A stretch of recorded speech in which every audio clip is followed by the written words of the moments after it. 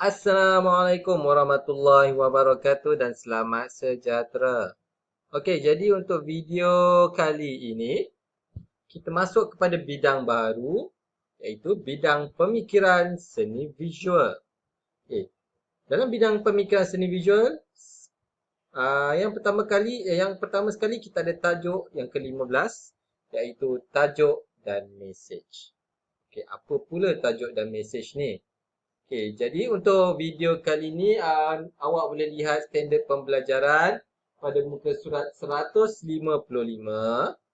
Okey, selepas mempelajari subtajuk ini, murid dapat menjelaskan melalui perbincangan tentang definisi tajuk dan mesej, tujuan aplikasi tajuk dan mesej dalam proses pembentukan karya, kaedah pembentukan dan proses perkembangan tajuk dan mesej, serta teknik konvensional dan juga kontemporari. So ada 4 perkara ni dalam standard pembelajaran untuk video kali ini. Okey, jadi kita masuk kepada persepsi seni. Okey, yang pertama sekali kita ada definisi tajuk dan mesej. Okey, apa itu tajuk? Tajuk ialah judul dan fokus sesuatu karya untuk menggambarkan mesej yang ingin disampaikan. So tajuk ni lebih kepada tajuk lah, iaitu judul lah. Kalau macam satu buku, kita akan ada tajuknya. So dalam buku tu, dia akan menceritakan daripada tajuknya tu. Okey. Seterusnya, apa pula mesej? Mesej pula ialah makna atau maksud tersurat dan tersirat yang terkandung dalam sesebuah karya seni. So dalam karya seni pun akan ada mesej yang boleh disampaikan. So macam mana? Apa itu mesej? Mesej ialah dalam karya seni ialah makna atau maksud tersurat dan tersirat. Macam awak belajar bahasa Melayu, awak kena cari maksud tersurat, maksud tersirat dalam sesuatu cerpen ataupun artikel. Itulah dalam dalam seni visual juga ada macam tu. So awak kena cari makna atau maksud tersurat dan tersirat di dalam sebuah karya seni itu. Okey. Okey, pemahaman terhadap tajuk dan mesej dapat mempertingkatkan penghayatan kita terhadap sesebuah karya seni. Sebab itulah ada sesetengah karya seni dia mempunyai nilai yang tinggi kerana ada tajuk dan mesej yang ingin disampaikan melalui karya seni itu.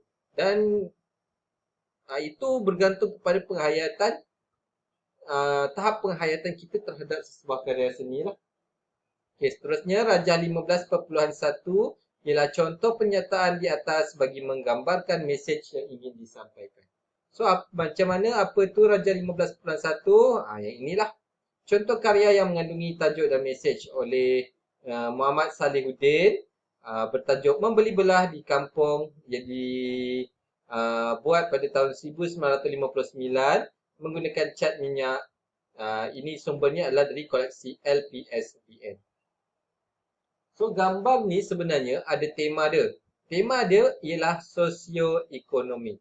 Okay, awak pun tahu sosioekonomi dia adalah social dan ekonomi. Dekat sini ada perniagaan yang dijalankan oleh seorang lelaki Cina kepada mungkin ini seorang perempuan Cina dan anaknya, dan di belakang tersebut ada seorang lelaki Melayu dan juga seorang lelaki India, yang mana semuanya berlaku di dalam kampung.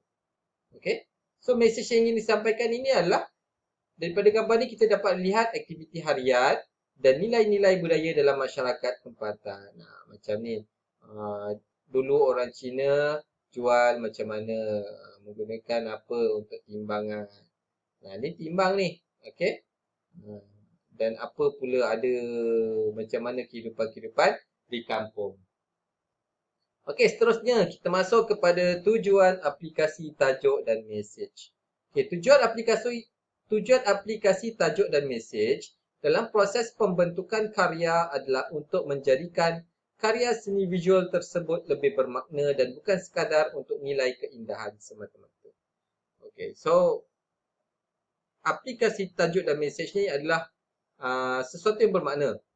Kita nak jadikan satu karya seni tu lebih bermakna Biasanya kalau kita tengok karya seni, okey, kita buat just untuk orang tengok, untuk keindahan semata-mata.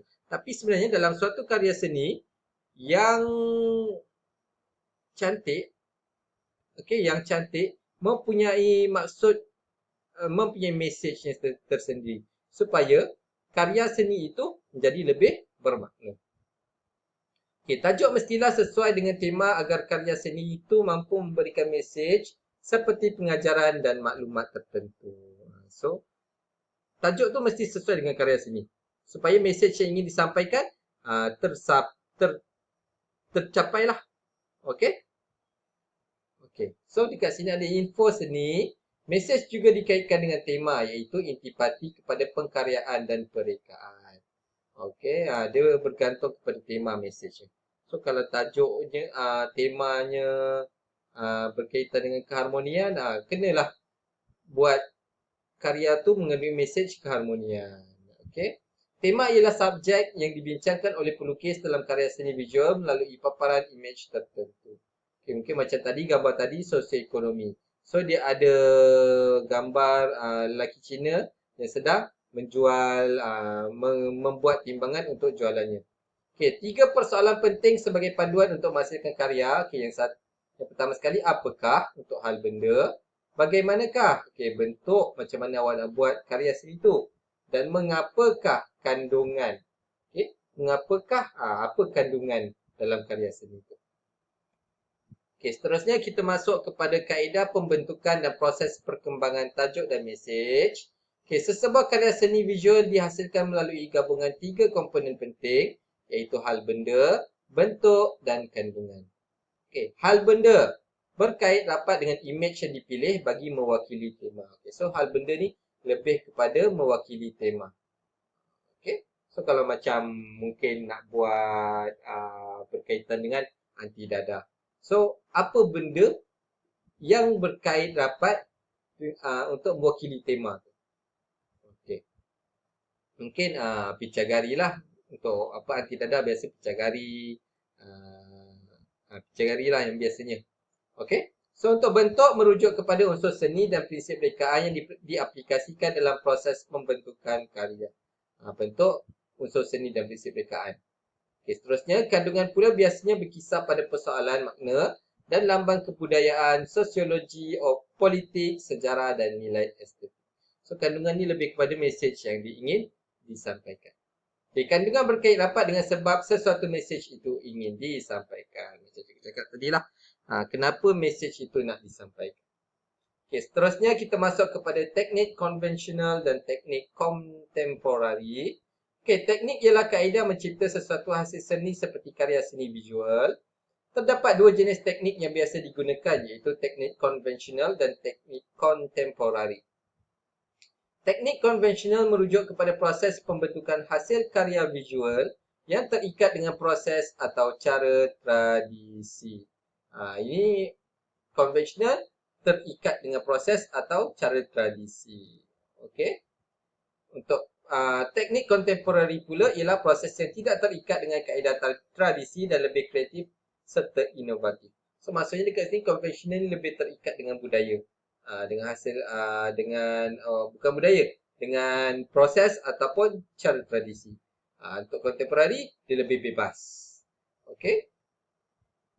Jadi kita lihat Rajah 15.2 contoh teknik konvensional dan teknik kontemporari. Okay, untuk teknik konvensional kat sini dilukis oleh Johari Said bertajuk Katak Hendak Jadi Lembu, dihasilkan pada tahun 1997 menggunakan cetakan kayu atas kertas. Sumber buku Akal di Mata Pisau. Ada katak ni nak jadi lembu. Dekat sini dia terikat.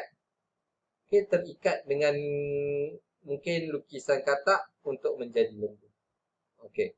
So dekat untuk teknik kontemporari oleh Radwan Man menghasilkan karyanya bertajuk Dancing with Nature series pada tahun 2006 menggunakan cetakan kayu dan media campuran atas kertas. Sumber katalog pameran Beyond Print.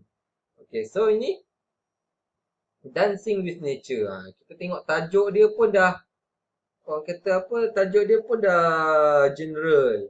terlalu umum. So, boleh jadi macam-macam. So, contemporary ni dia tak terikat dengan menari. Mungkin dekat sini ada menggunakan cat, bulat-bulat, menggunakan geometri-geometri bulat-bulatan ni dan tiba-tiba ada macam kaki naga gini. Dekat situ, dia tak terikat dengan cara tradisi. Dia lebih kreatif dan inovatif.